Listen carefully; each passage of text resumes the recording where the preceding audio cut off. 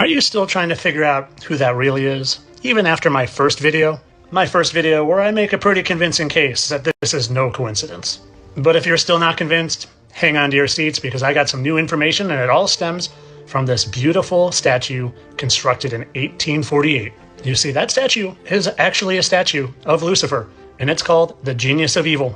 And when you look closely, there are some pretty unmistakable similarities between this statue and a certain statue in the NYC. Let's start by examining this chain attached to Lucifer's ankle. Could that be a symbol of being imprisoned in the bottomless pit for 1,000 years? And you probably have never noticed, but I sure did. A very similar chain attached to that Statue of Liberty.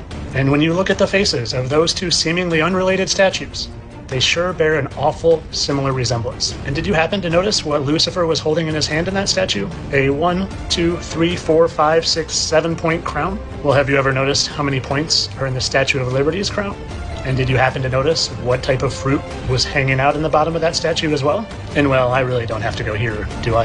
And although small, and at the very bottom of the statue, did you notice this torch laying on the ground? That torch that just also happens to bear a very similar resemblance? That torch that Lucifer, the light bearer, is often depicted with right in plain sight